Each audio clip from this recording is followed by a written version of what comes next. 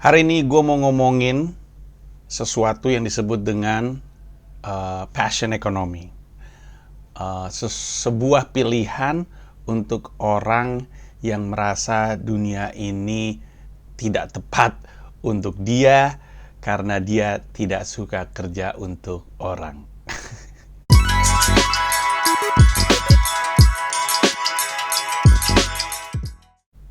Sebenarnya nggak sesederhana itu ya, tapi agak ada ke situnya. Gue mau ngomongin soal passion economy dan kenapa dia adalah pilihan terbaru dari gig economy. Dan mungkin lo akan jadi tahu juga apa itu gig economy. Dan kenapa ada orang juga memilih untuk gig economy. Ada orang yang kerja kayak biasa, ada yang mengambil gig economy, dan gig economy itu mungkin ramai sekitar 3-4 tahun yang lalu. Passion economy ramai sekitar 1-2 tahun yang lalu. Dan passion economy lahir dari rasanya ya, kayak prediksi gue tuh pencarian orang. Jadi orang pikir, gue nggak cocok kerja biasa, gue ngambil gig economy. Dia ngambil gig economy terus dia sadar ternyata gue nggak cocok juga, ternyata gue lebih ke passion economy gitu. Nah, gue akan coba cerita semuanya. Tapi mungkin gue mulai dengan terminologi ekonomi itu apa, gig itu apa, terus passion itu apa dan bedanya dengan hobi. Kita mulai dari yang dasar aja, ekonomi. Ekonomi itu sering gua aja menyangka ekonomi itu ilmu tentang keuangan. Yang benar sebenarnya enggak. Ekonomi itu adalah ilmu tentang insentif. Dan insentif itu tidak harus uang. Ekonomi itu ilmu yang mempelajari kenapa orang ngelakuin sesuatu. Dasar insentifnya apa? Dan apa yang bisa dilakukan untuk membuat perilaku itu jadi semakin banyak, semakin baik, atau semakin berkurang, atau semakin sedikit gitu ya. Karena pada prinsipnya semua orang tuh ngelakuin sesuatu tuh karena ada keinginannya, karena ada maunya. Nah, maunya ini disebut dengan insentif. Ada yang kerja karena uang, dan mungkin insentifnya berarti berupa uang. Ada juga yang kayak kalau untuk waktu yang cukup lama, orang tuh ke Starbucks tuh karena gayanya. Jadi insentifnya untuk dia pergi ke Starbucks untuk ngopi adalah bukan hanya karena kopinya, tapi karena brandnya gitu, gayanya. Nah, itu adalah ekonomi. Ekonomi adalah ilmu yang mempelajari kenapa dunia bergerak seperti sekarang. Kenapa semuanya terjadi seperti hari ini. Karena apapun yang terjadi dan apapun yang dilakukan orang adalah karena orang itu menginginkan sesuatu dalam bentuk insentif gitu. Kurang lebihnya itu ekonomi. Nah, terus ada gig dan passion yang pengen gue bahas. Kita mulai dari gig dulu. Gig itu sebenarnya adalah sebuah istilah yang lazim digunakan oleh orang-orang, harus diakuin seniman ya, kayak yang bilang gue udah gig nih, itu biasanya penyanyi gitu. Atau komedian gitu, gue udah gig gitu. Dan gig itu mungkin secara definisi, dan ini definisi gue belum tentu benar, gig itu adalah sebuah pekerjaan yang sifatnya satuan dan lepas. Jadi bukan freelance. Kalau freelance itu lu kerja untuk sebuah perusahaan untuk waktu yang cukup lama, jadi namanya freelance gitu. Gue kerja di Comika, freelance sebagai desainer gitu. Jadi lu kerja untuk sebuah perusahaan untuk periode waktu tertentu. Tapi kalau gig enggak, gig itu sifatnya satuan. Jenis pekerjaannya bisa aja sama desain. Lu ada gig design, tapi lu nggak kerja untuk perusahaan, lu kerja untuk project-project tertentu. Kayak komedian, dia nge-gig di sebuah acara korporat, tapi dia nggak kerja untuk perusahaan tersebut, dan dia nggak kerja part-time sebagai komedian di perusahaan tersebut selama 1 tahun, nggak. Dia cuma persatuan aja. Sorry, tadi azan. Kita lanjutin. Jadi gig itu adalah pekerjaan yang sifatnya bukan hanya lepasan, tapi satuan. Jadi bukan untuk periode waktu. Jadi beda sama part-timer. Nah, gig ekonomi itu rame di 2-3 tahun yang lalu karena orang sadar lu ternyata bisa kerja memanfaatkan skill yang lu punya tanpa harus kerja untuk perusahaan, dan lu bisa terima pekerjaannya langsung ke diri lu sendiri. Makanya namanya gig. Nanti gue bahas lebih lanjut. Lalu ada tadi pembahasan tentang passion dan kenapa dia beda sama hobi. Kayaknya sering gue bahas juga di kesempatan terpisah, tapi hobi itu sesuatu untuk mengisi waktu luang lu. Hobi itu kegiatan favorit lu yang lu selalu gunakan untuk mengisi waktu luang lu. Lu punya waktu luang, lu ke hobi. Contoh, hobi gue adalah nonton Netflix. Sejujurnya hobi gue adalah tidur. Hobi gue adalah main sepak bola ketimbang nonton sepak bola. Main basket ketimbang nonton basket. Tapi itu bukan passion gue. Passion gue adalah sesuatu yang sangat suka gue lakukan. Saking sukanya, gue nggak bisa hidup tanpanya. Bayang nggak? Jadi kayak passion itu adalah sebuah kategori yang menjadi bagian dari hidup lu, dari karakter lu. Dan di gua, passion gua adalah membuat orang merasa. Jadi nggak ada pekerjaannya. Lebih tepatnya pekerjaannya bisa banyak, tapi passionnya, payung gedenya adalah membuat orang merasa. Gue seneng kalau gue ngomong sesuatu, melakukan sesuatu, lalu dia menyisakan perasaan di lu. Dan perasaannya bisa banyak, bisa membuat lu bahagia, membuat lu tenang, membuat lu ketawa, merasa lucu, membuat lu terharu, apapun itu. Kalau gue yang naruh perasaannya di lu, gue seneng. Dan itu selalu gue lakukan walaupun tanpa dibayar, karena emang kayak gitu aja guanya dari dulu juga gitu. Dan ada orang yang passionnya adalah passionnya adalah gaming, dan ada yang hobinya adalah gaming. Bedanya apa? Bedanya adalah apakah dia menggunakan gaming itu sekedar untuk mengisi waktu luang, atau emang dia nggak bisa hidup tanpa game. Jadi ada orang yang, kayak contohnya yang paling sering gue sebut-sebut pada zamannya ya, sekarang udah enggak, adalah Reza Arab Octavian tuh seneng game, passionate tentang game pada zamannya. Aduh, kayaknya nggak tepat deh. Tapi pada zamannya, soalnya gue mengingat Arab sebagai konten kreator yang fokusnya di game gitu. Dia seneng banget main game, dan kesenangannya dalam main game itu terasa sama yang nonton, sehingga jadi hiburan tersendiri. Nah, tapi gue juga suka main game, tapi gue cuma hobi. Kalau ada waktu luang, gue main game gitu. Sisanya ya enggak. Tapi ada orang yang passionate terhadap game, hidupnya senangnya dari situ, kebahagiaannya datang dari situ. Ada yang kayak gue hobinya tidur, ada yang passionnya tidur. Pasti lu nggak percaya. Ada yang saking senengnya dengan tidur, dia tahu banyak tentang kualitas tidur, dia tahu banyak tentang jenis kasur yang membuat tidur lebih baik, jenis bantal, dan segala macamnya. Jadi, hobi adalah sesuatu untuk mengisi waktu luang. Passion adalah sesuatu elemen dari hidup lu yang lu nggak bisa hidup tanpanya. Kalau bahasa Indonesianya passion tuh renjana dengan J. Gue suka ngelihat ada orang salah nangkep, dipikir C, tapi pakai J. Janggut, bukan C. Curhat. Ya, J, renjana. Nah, mari kita pikirin kenapa ada gig ekonomi dan ada passion ekonomi. Karena gue pengen ngasih tahu sama orang bahwa sekarang tuh dunia tuh punya banyak pilihan. Nggak semuanya harus ngantor, dan nggak semuanya harus jadi pengusaha. Ada yang tipikal yang memang nggak senang kerja sama orang. Ada tipikal yang senengnya kerja sama orang justru. Ada tipikal yang senengnya bikin sesuatu tanpa ada tanpa harus mengikuti sebuah job deskripsi tertentu gitu. Nah, itu adalah pilihan-pilihan yang ada.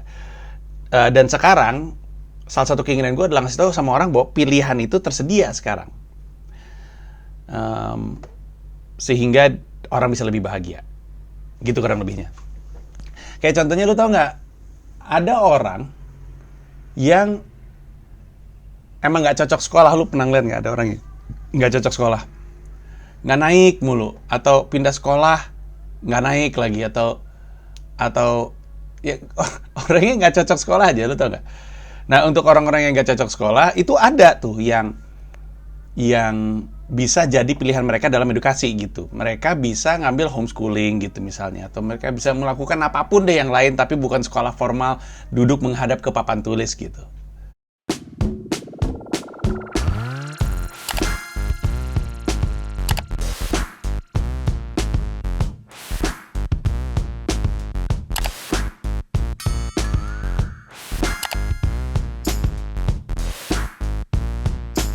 Disemprotnya pakai kata-kata bukan pakai disinfektan gitu. Iya. Untuk dianggap puas, jenazah yang udah beres mesti angkat jempol dulu. Ya, itu bagus tuh. Sederhana, singkat, dan bagus. Tugasnya Gilang sekarang mencari contoh kasus dari pihak lain. Misalkan teman saya atau salah satu klien kami.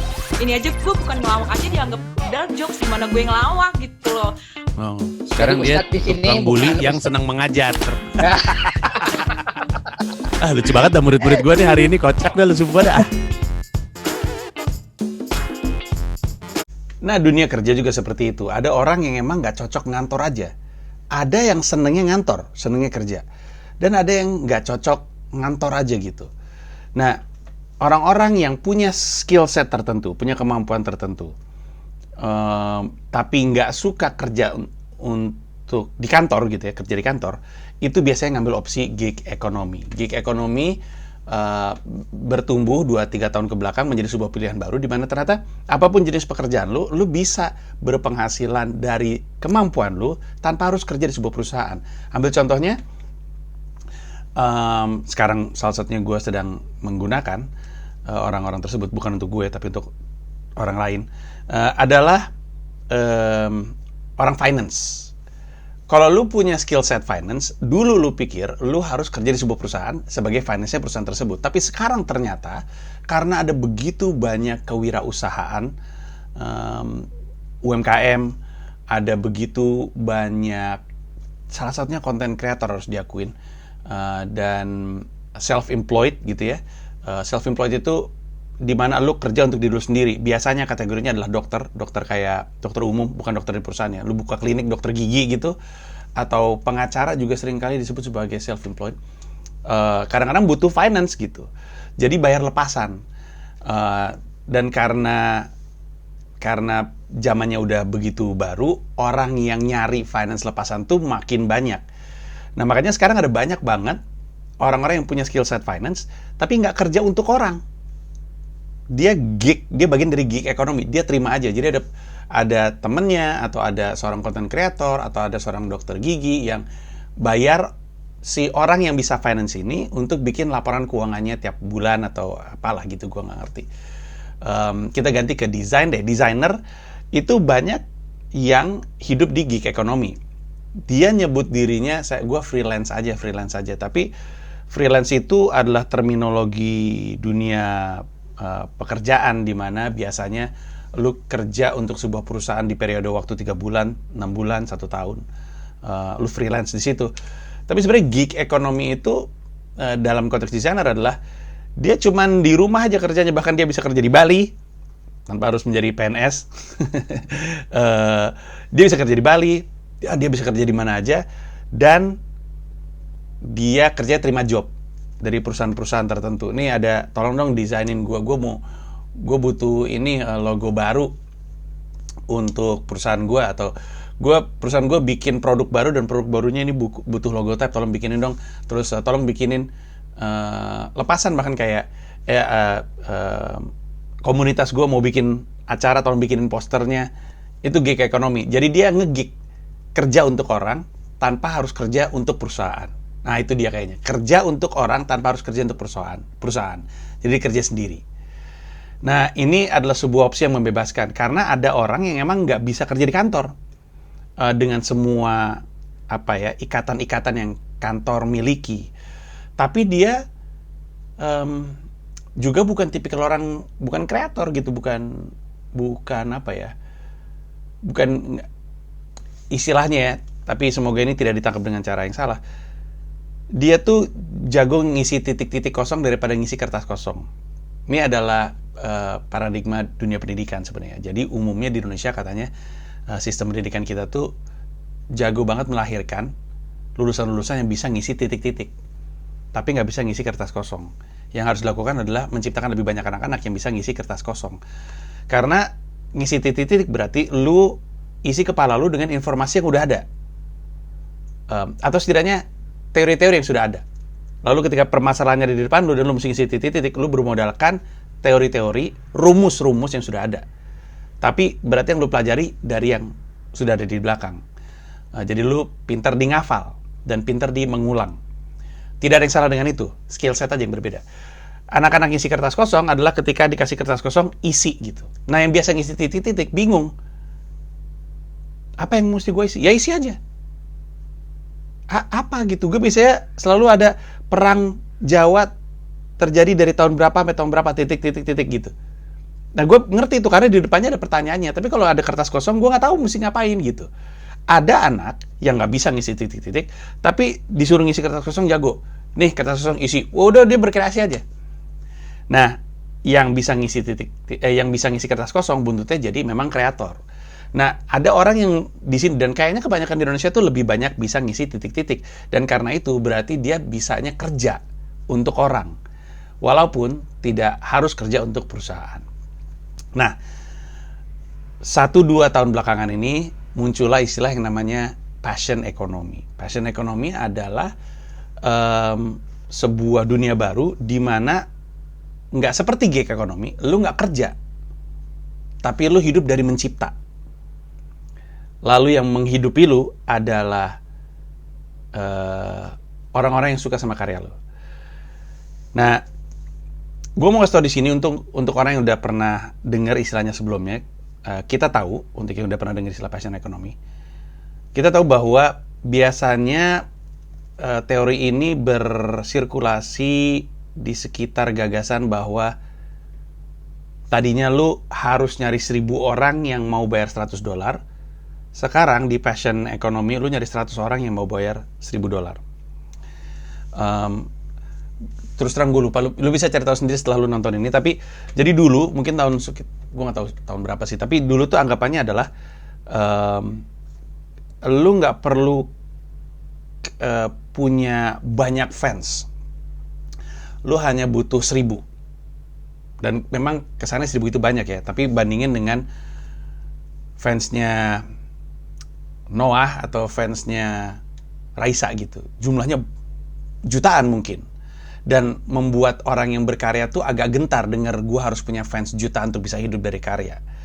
Nah dulu anggapannya adalah nggak perlu jutaan, lu cari 1.000 aja, tapi mereka mau bayar 100. Nah sekarang paradigmanya berubah. Di passion economy lu nyari 100 aja, tapi yang mau bayar 1.000. Dan trennya udah geser ke arah sana. $1.000 ya, 100 orang yang mau bayar $1.000. Ini patokannya pakai dolar Amerika karena memang gagasan ini ramai di Amerika. Bahkan 2 orang yang mencetus istilah passion economy adalah dua-duanya orang Amerika, satu perempuan, satu laki-laki. Lagi-lagi gue lupa namanya. Karena bukan orang yang gue pelajari, tapi ilmunya, passion economy-nya. Nah, belakangan ini passion economy itu jadi gede pembicaranya karena makin dimudahkan teknologinya untuk membuat lu bisa mengumpulkan 100 orang dan menagih $1.000 dari mereka.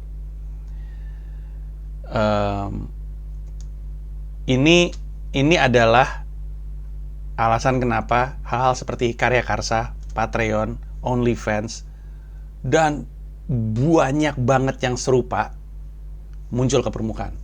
Dan hanya akan lebih banyak lagi. Karya Karsa adalah salah satu yang pertama di Indonesia. Kayaknya yang pertama di Indonesia. Tapi gua dengar ada lagi segerombolan anak muda yang mau bikin semacam Karya Karsa di Indonesia. Dan untuk yang belum tahu Karya Karsa tuh kayak Patreon, kayak OnlyFans. Intinya adalah kita ambil contoh Patreon aja dulu ya, sebelum kita ke Karya Karsa atau ke OnlyFans. Jadi Patreon itu diciptakan sama seorang konten kreator. Kalau gue nggak salah seorang YouTuber, karena gue nonton seminarnya berapa kali, dia tuh seorang YouTuber. Cuman masalahnya di YouTube adalah lu mesti punya subscriber banyak banget untuk punya AdSense yang oke. Kalau YouTube lu itu baru berapa puluh ribu subscriber, kemungkinan rata-ratanya adalah lu dapat 1,5 juta, 2 juta per bulan. Dan mungkin nggak bisa hidup dari situ. Nah, tapi sekarang ada Patreon. Patreon itu lahir dari gagasan, gimana ya, ini yang followers atau subscriber-nya cuman 100, 150, 500, 750 atau 1000 deh. Ini sebenarnya banyak yang senang si YouTuber dengan subscriber cuman 1000. Cuman karena emang video YouTube yang dia buat itu ceruk sekali, emang nggak bisa gede. Dia bukan penyanyi, dan dia juga bukan sketsa lawak gitu. Dia bukan bikin konten talk show, dia mungkin bikin konten yang berbeda sama sekali. Kayak misalnya tutorial ngebersihin gigi. Gue nggak tahu kenapa itu. Mungkin karena hari ini gue belum gosok gigi. Tutorial bersihin gigi. Jadi pasarnya emang nggak gede, nggak bisa tumbuh lebih gede dari 1000. Mungkin bisa, tapi lama sekali. Sementara kalau dia nggak punya subscriber banyak, dia nggak bisa hidup dari situ, dan akhirnya dia berhenti. Dia berhenti untuk berkarya, dan kasihan 1000 subscribernya yang memang seneng. Lahirlah Patreon, di mana 1000 orang yang suka banget ini bisa berlangganan langsung ke kreatornya tanpa perantara lagi. Patreon tuh sebuah website di mana misalnya, oh gue suka banget nih sama konten kreator ini ternyata punya Patreon, dan Patreonnya bilang, kalau lu bayar gue misalnya 10.000 sebulan, lu akan membantu gue untuk bisa terus berkarya, karena gue bisa hidup dari duit yang lu kasih tanpa harus nungguin duit AdSense gue tumbuh gede gitu. Dan kalau lu bayar gue 10.000, untuk lu ada manfaat tertentu, kayak misalnya contohnya lu akan gue kasih eksklusif shout out, cuman para member doang yang gue reply di kalau eksklusif shout out berarti nama lu gue sebut, nanti di video-video gue nama lu gue sebut, atau misalnya di kolom komentar nanti lu akan gue reply, lu doang yang lain enggak. Sampai kepada yang bersedia bayar lebih mahal, secara rutin kita ketemuan via video call, atau bahkan yang lebih mahal lagi bisa sampai makan malam sebulan sekali atau setahun sekali, apapun itu. Nah, Patreon sukses sekali di Amerika Serikat dan membuat banyak kreator bisa terus menciptakan sesuatu dengan penonton yang ceruk. Nah, Karya Karsa adalah versi Indonesianya. Ada YouTuber, kebanyakan komikus, bukan komika, komikus, terus desainer, dan bahkan analis. Jadi ada, kalau nggak salah, Dwika Putra adalah salah satu yang punya Karya Karsa, dan dia kerjanya ngasih semacam laporan analisa dia tentang tren sosial media atau tren di internet secara umum, gue nggak tahu. Dan orang mau bayar untuk menikmati buah pemikirannya dia. Dan orang kayak Dwika bisa aja gig ekonomi, dia bisa bikin itu kemudian dikasih ke sebuah perusahaan, atau dikasih ke atau misalkan temennya mau bikin wirausaha, temennya bilang, gue pengen lihat dong tren soal kopi di sosial media kayak apa sih pergerakannya, bisa bikinin nggak? Dwika bisa gig ekonomi, yang berarti dia bikin laporan itu untuk orang tersebut, hitungannya kerja walaupun tidak kerja di sebuah perusahaan misalnya. Tapi di dunia passion ekonomi, Dwika bisa bikin aja analisanya, nggak ada yang minta, nggak ada yang order. Emang Dwika suka, emang Dwika senang memperhatikannya, palanya emang meranggas terus, dia bikin. Hasilnya dia berikan untuk umum, dan orang yang suka dengan hal-hal seperti itu bersedia untuk bayar rutin supaya dapat itu dari Dwika Putra. Nah, OnlyFans juga serupa, tapi OnlyFans itu membiarkan platformnya jadi platform untuk pornstar, untuk ngisi di situ, sehingga pornstar tidak harus kerja untuk sebuah PH atau untuk sebuah situs. Kayak misalkan, gue nggak tahu sih cara kerja pornstar seperti apa, apakah mereka kerja, kayaknya sih mereka aktor aja ya, jadi dibayar sama PH, lalu ntar PH-nya dibeli kontennya sama situs kayak Pornhub atau RedTube dan segala macamnya. Tapi sekarang dengan passion ekonomi, mereka nggak perlu kerja, pornstar ini nggak perlu kerja untuk orang. Gue buka aja halaman OnlyFans, lalu orang bisa bayar, dan ketika bayar mereka dapat konten eksklusif dari gue. Bisa aja foto-foto gue telanjang, yang murah juga mungkin cuma foto-foto gue seksi nggak telanjang, yang lebih mahal lagi mungkin sampai video gue berhubungan seks, lebih mahal lagi lu bisa nyebut nama lu, terus nama lu gue sebut dalam video gue, apapun itu. Akhirnya jadi pilihan untuk pornstar yang emang nggak senang kerja untuk orang. Dan OnlyFans isinya bukan cuma pornstars, ada banyak sekali, ada kayaknya ada ini juga deh, ada social media analyst, ada jurnalis, banyak banget. Terus salah satu contoh yang kayak gini juga tuh adalah Substack. Substack itu sebuah platform di mana lu bisa bikin tulisan secara rutin dan orang bayar untuk tulisan rutin lu itu. Jadi bukan cuma ngeblog, kalau ngeblog kan lu gratis ya. Tapi ini lu kayak bikin kayak newsletter gitu, kalau gue nggak salah. Nah, jadi itu adalah platform yang lagi muncul belakangan. Platform ini memperkuat orang-orang yang emang cocoknya di passion ekonomi. Dan menarik ya, di setiap platform tuh orang saling berbagi. Kayak gue ngeliat di OnlyFans, sejujurnya yang membuat gue ngerti OnlyFans adalah karena ketika gue lagi mempelajari passion ekonomi, gue nemu satu model cowok yang sharing di YouTube cara dia dapat penghasilan dari OnlyFans. Jadi dia ngasih tahu, gue adalah adult model, kata nih cowok. Gue kerja bikin foto-foto seksi tentang diri gue sendiri. Terus gue punya akun di Patreon, di OnlyFans, dan gue sekarang penghasilannya seperti ini. Terus dia bilang, gue tahu ada banyak orang yang penghasilannya nggak seperti ini. Nah, gue mau berbagi kenapa penghasilan gue bisa seperti ini. Terus dia cerita soal teknis fotonya, seperti apa, dari sisi lighting, dan segala macam yang menarik sekali. Dan dari situ gue belajar banyak tentang OnlyFans. Nah, ini juga yang membuat gue eksperimen dengan YouTube membership. Sejujurnya, yang ngasih tahu gue soal passion ekonomi adalah Raditya Dika. Kami lagi ngejuri di Suci kalau gue nggak salah. Terus tiba-tiba dia ngomong, lu tahu passion ekonomi nggak? Terus udah gitu, gue bilang, apaan tuh? Gue lagi mempelajari passion ekonomi, kata dia. Dan menurut gue ini cocok buat lo. Terus dia cerita banyak banget. Dia cerita panjang lebar. Dan benar, ya karena kita sahabatan cukup lama, benar, gue tertarik. Gue nanya lebih lanjut, dan dia akhirnya ngasih tahu, passion ekonomi itu bisa banyak banget, termasuk kalau misalkan lu pengennya ngajar. Jadi kalau misalkan emang yang lu suka adalah ngajar, dan lu nggak mau kerja untuk perusahaan, jadi nggak mau kerja di sekolahan, dan lu nggak mau gig ekonomi kan gitu ya. Jadi lu pengajar, tapi lu nggak mau kerja untuk instansi atau lembaga pendidikan tertentu. Lu maunya terima job aja. Jadi kalau misalkan lu sukanya ngajar tentang customer service, lu nggak mesti kerja untuk sebuah bank untuk jadi orang yang ngajar customer service di bank tersebut. Lu bisa terima job aja.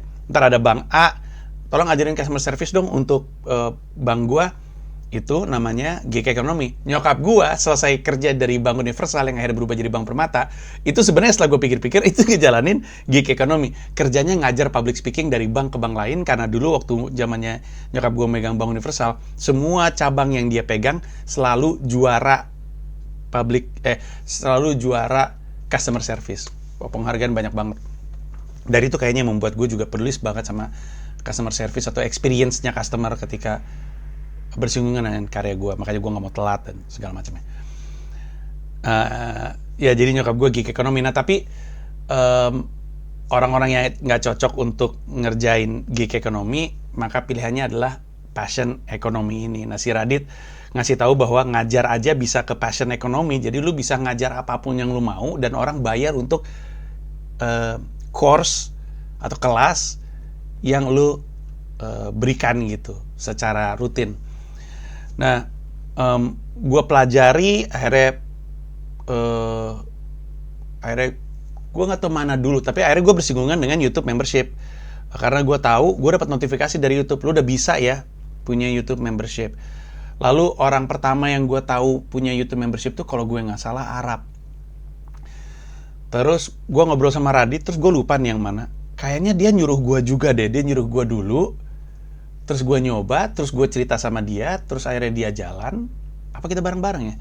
Jadi akhirnya Radit nyoba dengan satu tier, 10.000, 9.000 something. Akhirnya dapat 1.000 dalam waktu singkat. Gue baru 2 minggu yang lalu nyentuh 1.000. Tapi harga gue juga 30.000, 125, dan 1,5 juta. Nah setelah gue jalanin eksperimen ini, gue sadar bahwa ternyata emang passion ekonomi itu memungkinkan. Dan eksperimennya belum berhenti, gue lagi jalanin eksperimen baru, kapan-kapan gue cerita sama lo juga.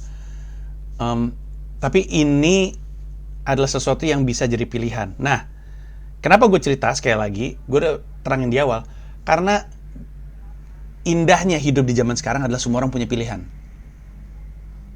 Lo gak harus memaksa diri lo kerja di sebuah perusahaan. Kalau lo emang gak seneng ngantor, lo bisa ngambil gig ekonomi. Kalau emang lu senengnya ngerjain sesuatu, dan lu nggak bisa berkarya dan nggak seneng berkarya, nggak seneng ngisi kertas kosong. Jadi lu bisa kerja untuk siapapun, dari manapun, tanpa harus kerja untuk perusahaan. Di sisi lain, kalau ternyata lu juga nggak cocok kerja di perusahaan, nggak cocok untuk buka perusahaan, jadi entrepreneur, nggak cocok untuk gig ekonomi, ada pilihan untuk lu yang seneng berkarya aja, seneng membuat sesuatu dan cari cara supaya hidup dari situ. Nah, yang indah adalah bahwa ini adalah dunia di mana semua orang punya pilihan. Tapi gue mau ngasih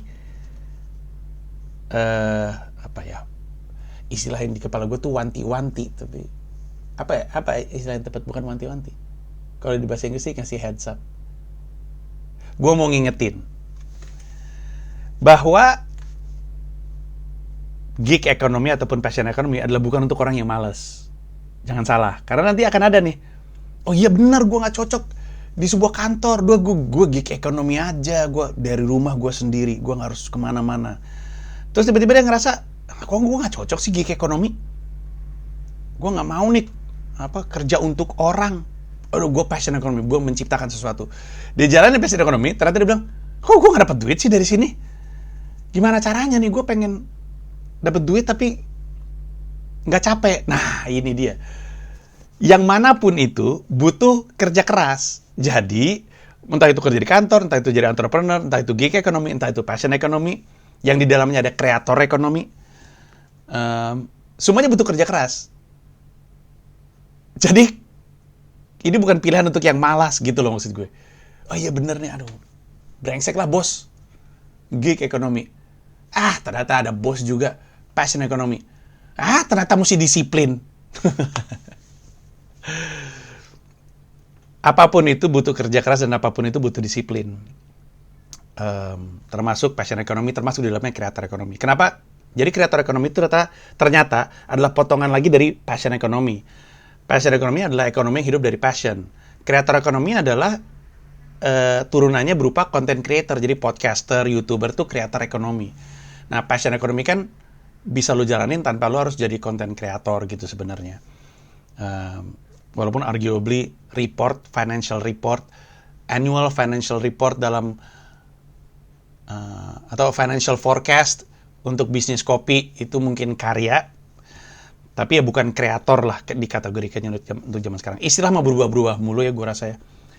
Nah jadi yang gue mau ngingetin adalah bukan untuk orang males. Itu tetap butuh kerja keras. Pilihannya ini tersedia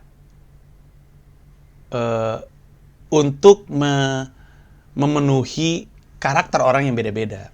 Tapi untuk sukses tetap butuh kerja keras. Itu satu. Dan yang kedua,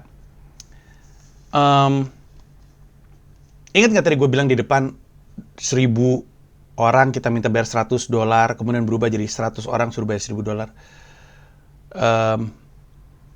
Sebenarnya pada akhirnya semuanya tuh jadi satu. Gimana cara ngomongnya? Ketika lu turun ke passion ekonomi, diskusinya yang terjadi sekarang di beberapa kanal YouTube adalah gimana caranya kita bikin 100 orang mau bayar 1.000. Gue pelajari, ternyata untuk bisa punya 100 orang bayar 1.000, lu mesti mulai dari bikin sesuatu yang harganya $100 untuk ngincer 1.000 manusia. Nah, nanti dari 1.000 manusia yang lu ajak untuk bayar $100, lama-lama ketemu 100 orang yang mau bayar $1.000. Jadi ada funnelnya juga tetap.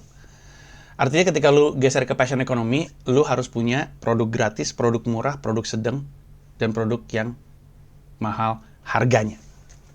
Jadi lu mesti funneling. Dan ini masuk ke poin gue selanjutnya.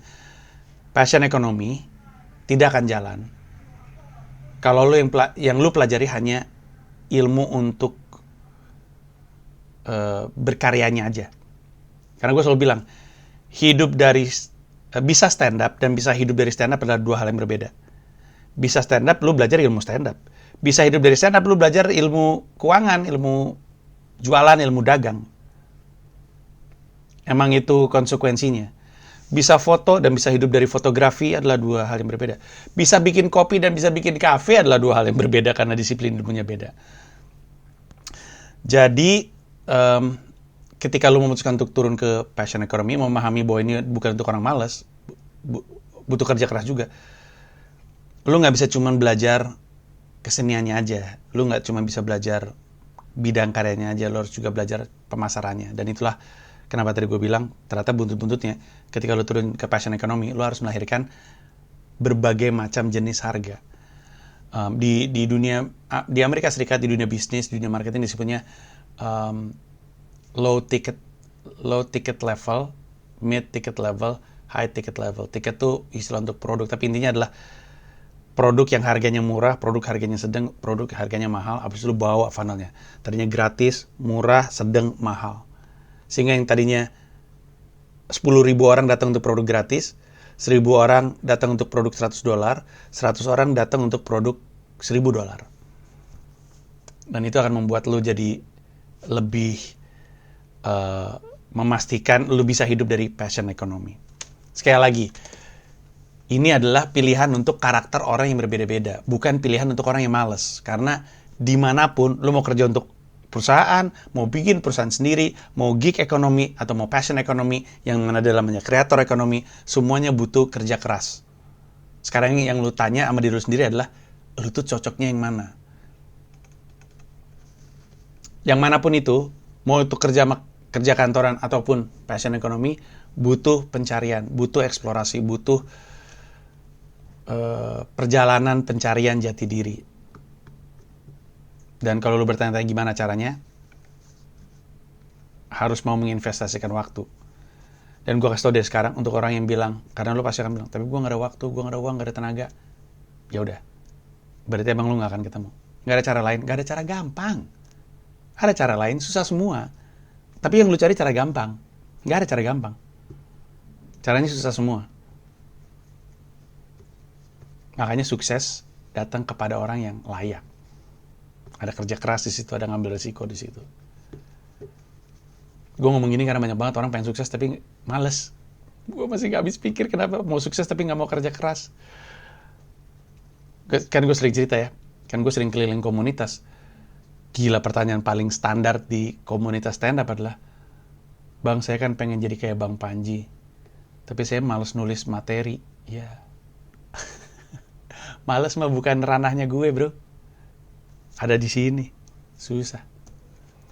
Itu aja videonya dari gue. Moga-moga soal gig ekonomi dan passion ekonomi ini membantu untuk membuat lu sadar bahwa ada pilihan. Sisanya, gali sendiri deh.